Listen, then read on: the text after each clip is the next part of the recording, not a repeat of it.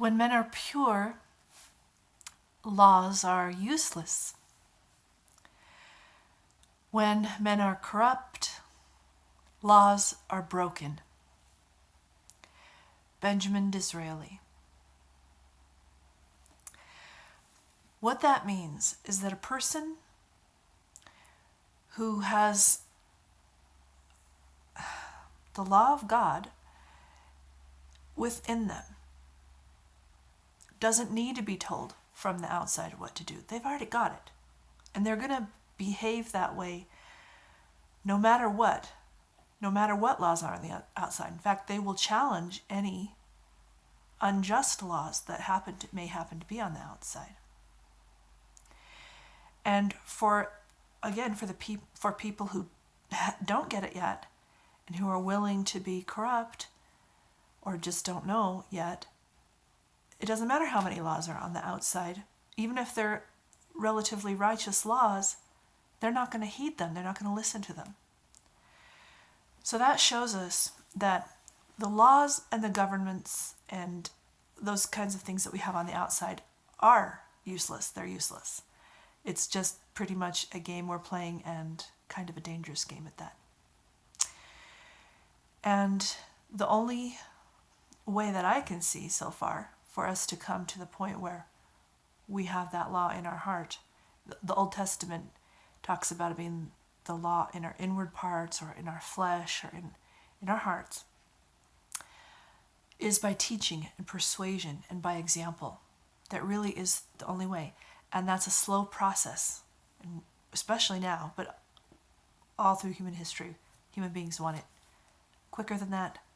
We don't have patience for the process, but our impatience is even greater in this social media age. There is only one law, and it's not confusing, and it's never changed. And that law is love. And every other law that there is, that stepping stones that God has provided, or just all the things that men have tried to make models of, well, not everything that man has done, but all the extra stuff that we call laws that might be good, but the reason they're good is there's some kind of expression of that love. And if they're not, then they're not. They're not anything that we should be doing. There's only one law, and that is love.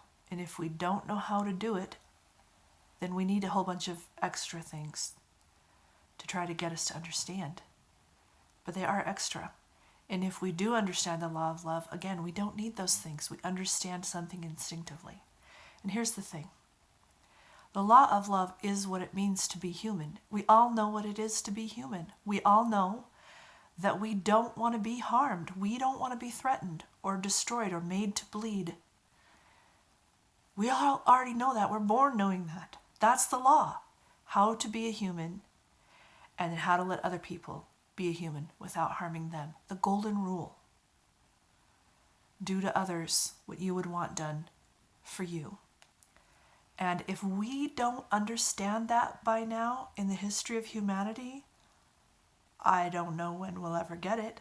We've had prophets, we've had sacred texts, we have churches, we have religions, we have sages over the centuries. We have been told over and over and over again for thousands of years that we should love and not harm people so that we can have life with ourselves and in this world and with each other. Otherwise, every other path is destruction. We've been told. We don't need any more prophets or any more religion or any more external laws.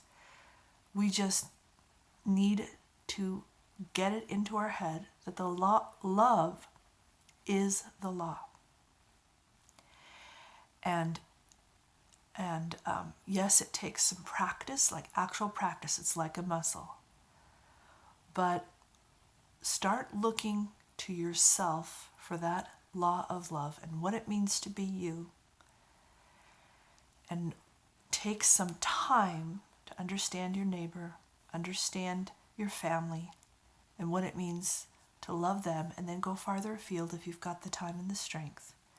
Loving is not something that is a soundbite or a 1 second. It's something that takes time and energy, which is why we've always shirked from doing it. I think in a little parable I heard this little parable of when God spoke to the ancient Hebrews. His first law, and the law that he gave them, was to love. And they didn't understand. They said, well, what are we supposed to do? And so then he gave them the 10 commandments. So he explained love in 10 parts. And then when that was given to them, they still didn't understand. And they asked for more explanation. And so God obliged them by giving them 400s and 50s and techniques and rules and all those kinds of things. And the only purpose to those rules was if it could point them to love. And if it didn't, then they basically had just condemned themselves. And I'm not saying that as something about the Hebrews. I'm saying that that is an image for all of us. We're all asking God for other laws. Let me hurt that person. Let me condemn that person. Let me destroy that person. Let me punish that person. Let me give that person a penalty. Let me show that person that I'm right and they're wrong. We're doing all these other laws and hoping those are okay with God, and he's sitting here just waiting. It's like I told you from the very beginning, and it's 1 sentence long. Love yourself, love me, love each other.